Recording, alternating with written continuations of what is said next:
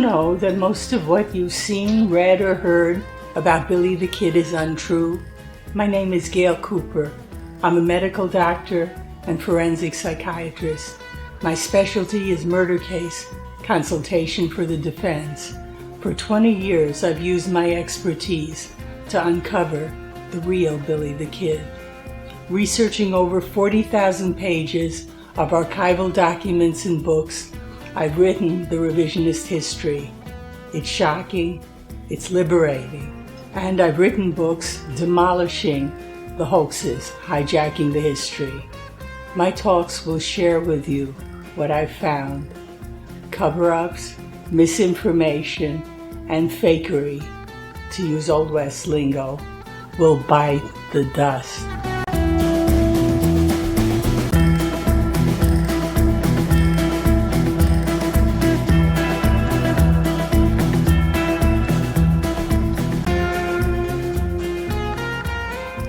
This talk debunks the 5 affidavits swearing that Brushy Bill Roberts was Billy the Kid in his hoaxes book, Alias Billy the Kid.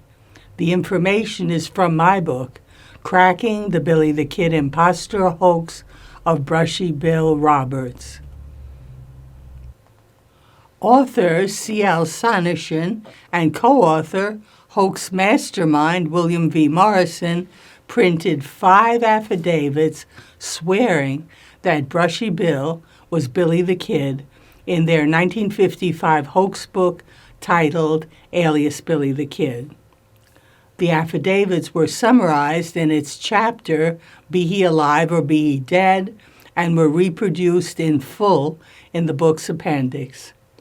As discussed in Talk 71, linked below, Morrison failed to get historical people to sign affidavits. He had first sought affidavits for Brushy's November 30th, 1950 pardon hearing with Governor T.J. Mayberry, putting 2 in his so-called evidence packet. That evidence packet was ignored as unnecessary because Brushy was an obvious imposter. As will be seen, if those 2 fake affidavits had been read at that hearing, they would have only confirmed the hoax. As discussed in Talk 71 about the hoax's manufacturing evidence, Morrison wrote the affidavits, then tried to get them signed. So they have near verbatim repetition of his lists faking a physical match and aliases. The affidavit that had been rejected by historical Bill and Sam Jones had stated, I noticed that he had the same blue eyes, prominent nose, large ears, small feet, small hands with large wrists over which he slipped the handcuffs in the old days. He no longer had the large front teeth, is nearly white-haired, but he still stands straight as he used to stand, and talks and laughs in much the same as he always did. That combined the description of Brushy with what Morrison thought applied to Billy, like shackles slipping over small hands, though it was just outlaw mythology. The affidavits all ended with Morrison's mixing of Billy's names with Brushy's as follows. This affiant further states that to the best of his knowledge, information, and belief, William H. Roberts, alias William H. Antrim, alias William H. Bonney, alias Billy the Kid, alias Brushy Bill Roberts, alias O.L. Roberts is one and the same person. Glaringly obvious is that all the affiants used had no personal knowledge of Billy Bonney. 2 were merely Brushy's friends, and even though car parts salesman Morrison merely impersonated a lawyer, and English teacher Sonneshin merely pretended to be an historian, it must have been obvious to them that the affidavits they put in alias Billy the Kid were junk. Keeping a straight face, hoaxing Sonneshin began with what he called one of the best prospects. It was 82-year-old Severo Gallegos' November 11, 1950 affidavit. It had been item 19 in Morrison's pardon hearing evidence packet. One should realize that Sanderson already knew that Gallegos was a faker. Historian Maurice Garland Fulton had told him. When Fulton heard that Sanderson was writing a book on Brushy, he wrongly assumed that it was an expose. On February 24, 1952, Fulton wrote to him, "I left it to Morrison to find individuals who might identify the kid for affidavits. I must say that the identifications made by Severo Gallegos were weak. For 50 cents, he will tell you the wildest yarns." Morrison first met Severo Gallegos in Ruidoso on October 11, 1949, and got his oft-repeated fable of getting a rope for Billy's escape horse, which was later parroted by Brushy for his jailbreak scene. Then Morrison used Gallegos for the affidavit. In reality, Gallegos, living in Lincoln at Billy's jailbreak, was a child 11 or 12 years younger than Billy, giving birth dates of 1867 or 1868, and had no personal contact with him. Also, Billy was barely in Lincoln himself for child Gallegos to see. Billy's employment with John Tunstall was just 4.5 months, from late 1877 to early 1878, during which Billy was mostly at Tunstall's Fearless River Ranch. After Tunstall's 1878 murder, Billy was in Lincoln from February 20th to 22nd, 1878, as Sheriff William Brady's prisoner in the Pitt jail. Then he was outlawed with the other regulators and only came secretly to Lincoln on June 8, 1878, to give his deposition on Tunstall's murder to investigator Frank Warner Angel. From March to June of 1879, Billy was in sham jailing in Juan Patron's Lincoln house for his Governor Lew Wallace pardon bargain. Then he was in Lincoln's courthouse jail from 1881's April 21st to his April 28th jailbreak. That was it. Severo Gallegos, as Maurice Garland Fulton knew, was simply an attention-seeking liar. That can be seen in Gallegos' July 30th and August 6, 1948, interviews to a Mary Neal Tager for the Ruidoso News titled, "Severo Gallegos Tells His Story of His Family's Friend, Billy the Kid." For the July 30th article, Gallegos garbled the fiction in Walter Noble Burns' 1926 book, The Saga of Billy the Kid, about 12-year-old Billy killing a Silver City lout for insulting his mother. Gallegos made up that Billy told him that at age 13 he killed his stepfather for abusing his mother and was jailed. Unaware of the Tunstall murder, Lincoln County War, Billy's capture by Pat Garrett, or Billy's Messiah hanging trial, Gallegos made up that Billy broke jail for the stepfather murder, came to Ruidoso, which didn't exist yet, made friends with Frank and George Coe, hid in caves, and befriended Gallegos' family, who saved him from a posse in San Patricio while Severo hid his horse. Gallegos also portrayed his own father as jailed in Lincoln for killing a man, with Billy promising to rescue him. For the August 6th article, Severo Gallegos had Billy dressed as a woman, saving his father from behind, quote, iron bars, though Lincoln's courthouse jail had no cells. Billy is then captured in the Galenas Mountains, where Billy never was, escapes by killing a deputy sheriff, Johnny Hurley, made up, and is captured at a stone house in the mountains, a garbling of stinking springs. Billy is jailed in Lincoln. Gallegos inserts himself for the escape, first as playing marbles with friends, lifted from a reference to himself in Walter Noble Burns's The Saga of Billy the Kid, followed by seeing Billy kill, quote, jailer George, apparently Robert Ollinger, and break, quote, every one of the armory guns over a big rock in the yard. This is Gallegos' garbling of Billy smashing Ollinger's Whitney double-barrel shotgun after shooting him from the courthouse's second floor, then throwing the pieces out the window at his corpse. Then Gallegos gives his horse rope fable for the jailbreak scene. It's in Talk 65 on Billy's escape, link below. For it, Billy mounts the bucking escape horse and tells Gallegos to get a rope from some steers plowing in a field. Billy ties the rope to the horse's neck and saddle horn, which makes no sense, then rides away.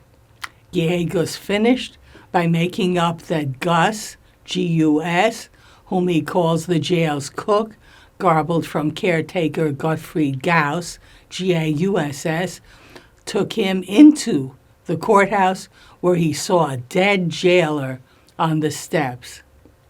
This lie came from Billy's known shooting of Deputy James Bell on the stairs, though Bell was actually dragged outside by Gauss before dying.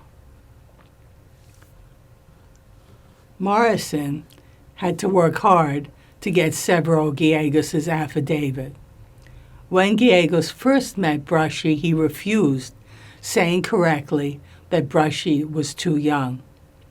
So Morrison flattered him with another meeting if he'd identify Brushy as Billy. That time, Gallegos agreed. Writing it, Morrison used his template physical description of Brushy with the fake shackle slipping trick. Gallegos added his confabulations that when Billy visited the Gallegos home, he saw him shoot a rifle left-handed and that he brought food to Billy in the jail.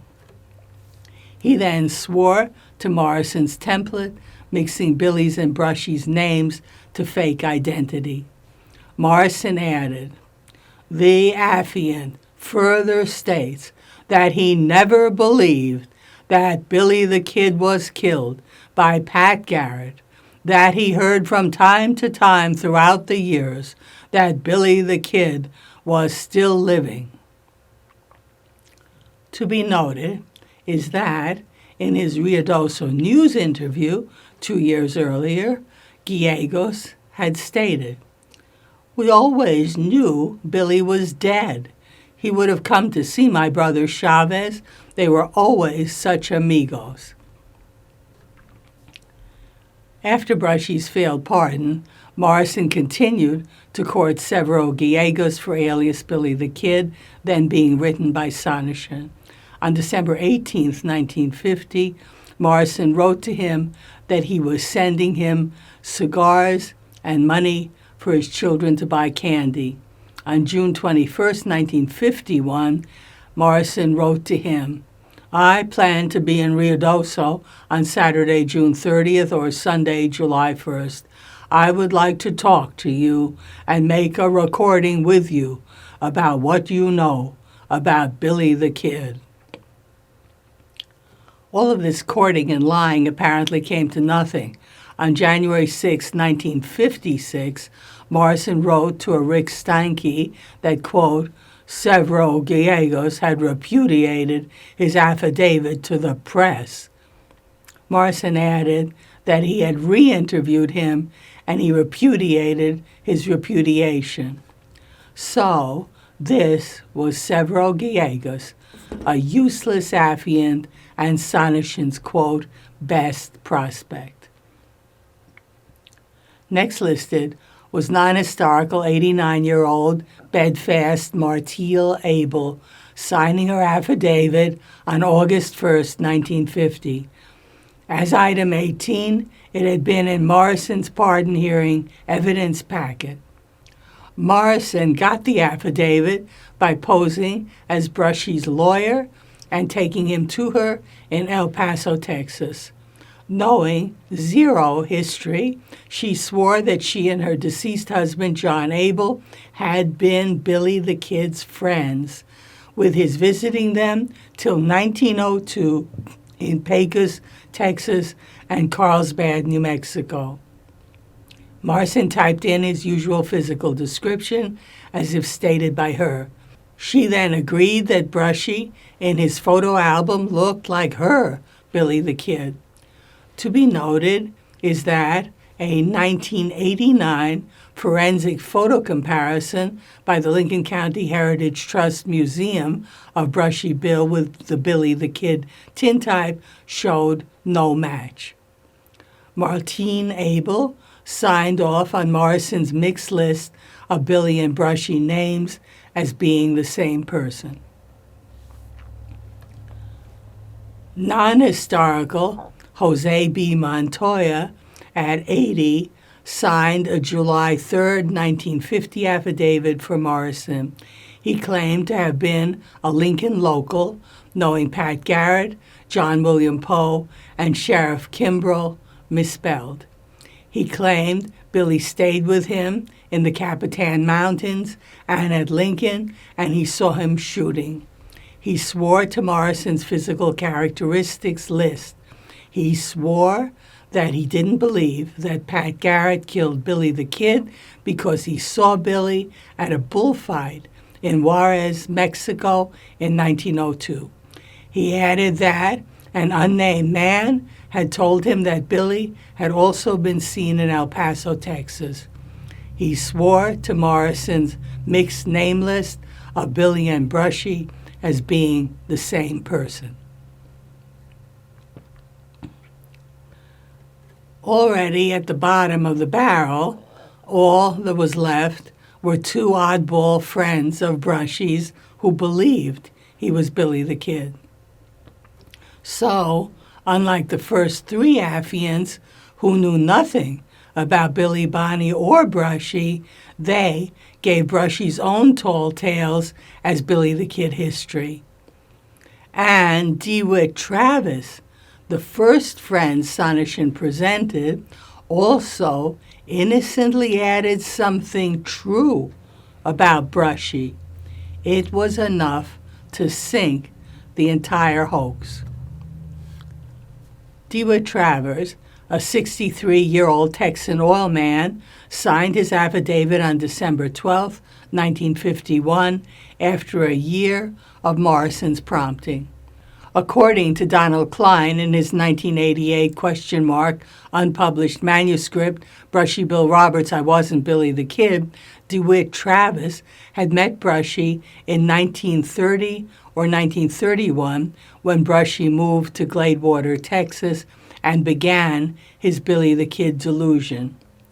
Brushy apparently introduced Morrison to Travis, who became Morrison's multi-purpose confabulator.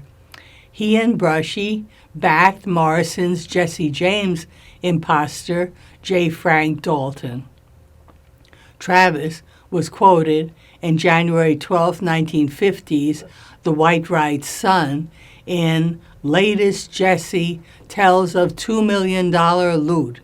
It stated, DeWitt Travers, 61, an oil man of Longview, Texas, who is helping Jesse's friends pay for bringing him to New York and for the petition in Union, Missouri Circuit Court to change Dalton's name back to James.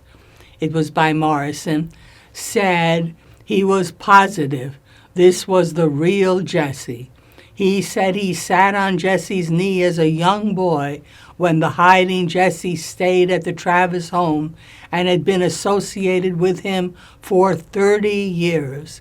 Travis said the James boys kept his mother from starvation during the Civil War and that Dalton was always accepted in their home as Jesse James. DeWitt Travers also made up that he'd known Brushy all his life. When Brushy died on December 27, 1950, he attended the funeral. He was in the December 30th, 1950 Lubbock Morning Avalanche's article titled "Brushy Bill Buried, but Legend That He Was Kid Lives On." It stated, "Among the mourners was DeWitt Travers of Longview, who said he'd known Brushy 60 years and knew he was the kid."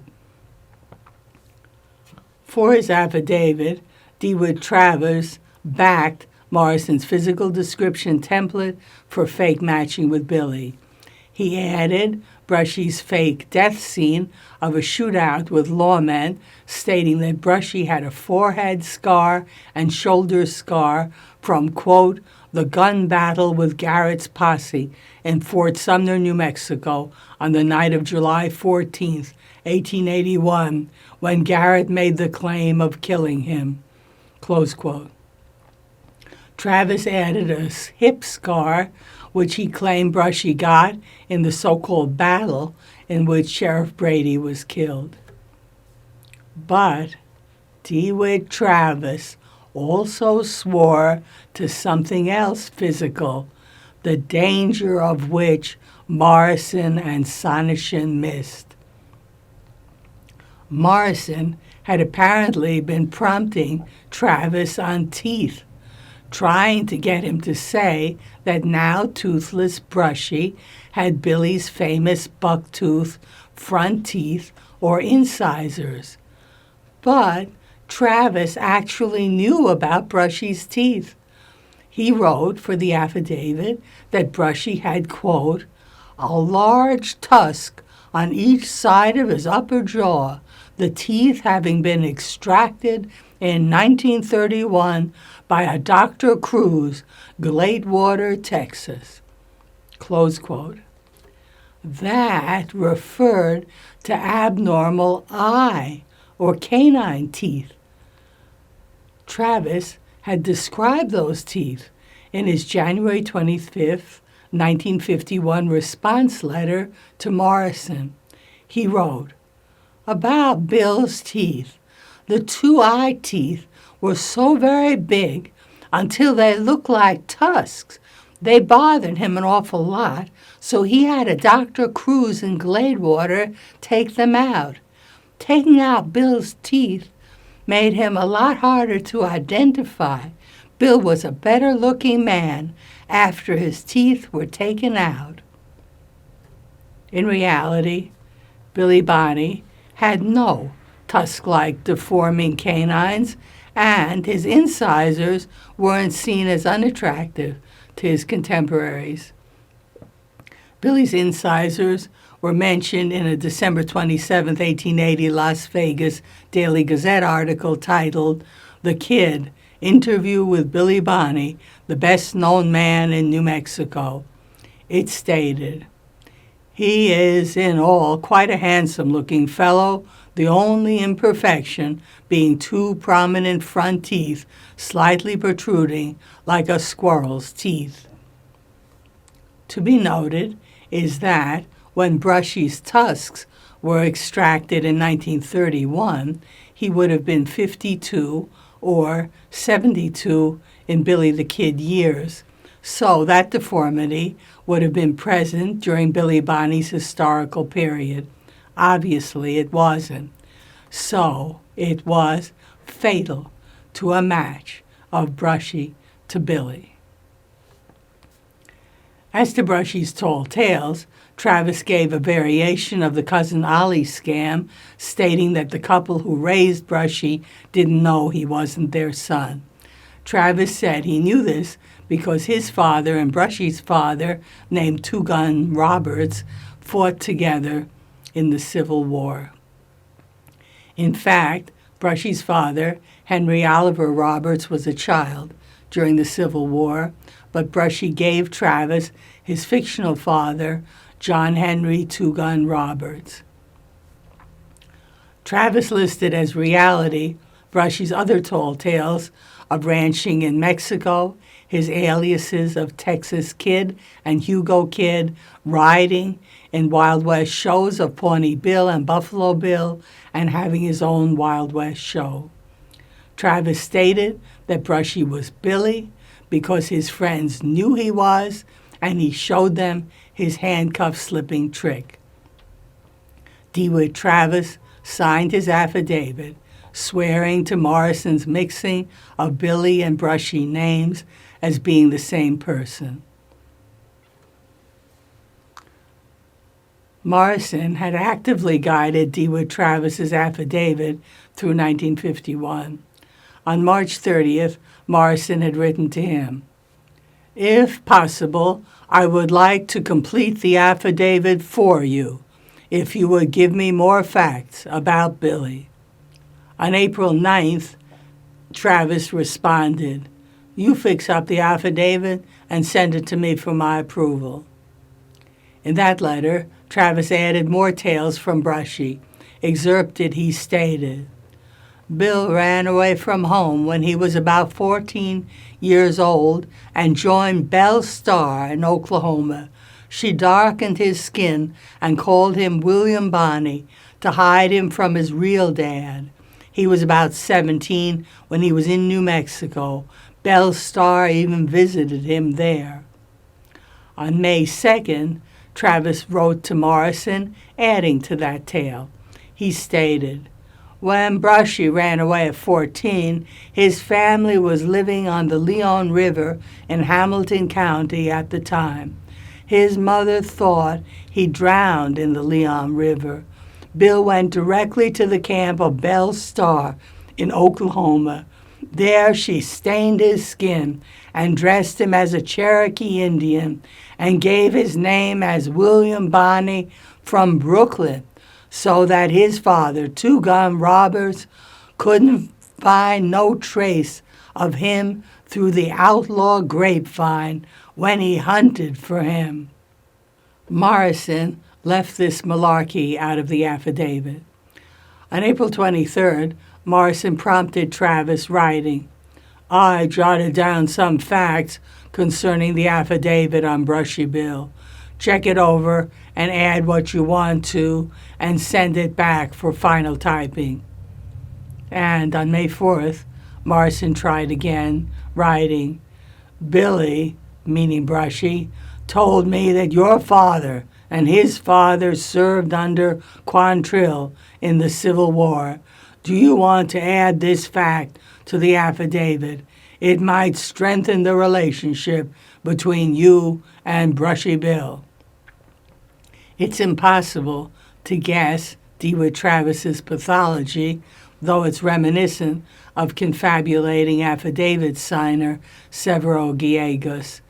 But key is that, from his Brushy as Billy, DeWitt Travis got zero information that would have been expected from the real Billy Bonney. Non-historical Robert E. Lee, 76, signed his affidavit on July 5, 1950. From Baton Rouge, Louisiana, he was in Brushy's group of Old West impersonators. Like DeWitt Travis, he was apparently introduced to Morrison by Brushy. Lee became another of Morrison's all-purpose confabulators, also vouching for Morrison's Jesse James impersonator J. Frank Dalton, along with Brushy and DeWitt Travis. In his affidavit, Lee stated that the last time he saw Brushy was in, quote, New York City in January 1950 at the Jesse James press conference. That was where Morrison presented Dalton as Jesse James on a radio show. For his affidavit, Lee presented Brushy's fables as Billy the Kid history, and he added his own. He claimed he met Billy the Kid in 1889 when Billy and his pals rescued him from a band of thieves. He added that people like Pawnee Bill, Buffalo Bill, Belle Starr, the James brothers, and others knew that Pat Garrett hadn't killed Billy the Kid. He swore that the kid's friends knew that he'd gone to Mexico, lived with Yaqui Indians as the Texas Kid, then lived in Texas, Indian Territory, Black Hills of Dakota, returned to ranch in Mexico, rode in Buffalo Bill's Wild West show, and was named Brushy Bill for his good work in the Anti-Horse Thief Association. He added that Buffalo Bill fought Indians with the kid's father and knew his mother. Repeated verbatim was Morrison's physical description match. On July 10, 1950, Morrison wrote to Lee, "Upon my arrival here in El Paso, Texas, I found your affidavit, for which, please, accept my thanks. I know that Billy," meaning Brushy, "will be grateful when I notify him that I have it." Sanderson and Morrison apparently bet that these obviously fake affidavits were convincing. Actually, they proved their expectation of a naive readership which could be tricked by legal appearing documents repeating the same fables. The next talk will expose fakery by Sanderson and Morrison to counter the coroner's jury report of Billy the Kid, the impassable hurdle in Brushy Bill's imposter hoax. For that, they created the hoax's next angle, conspiracy theories.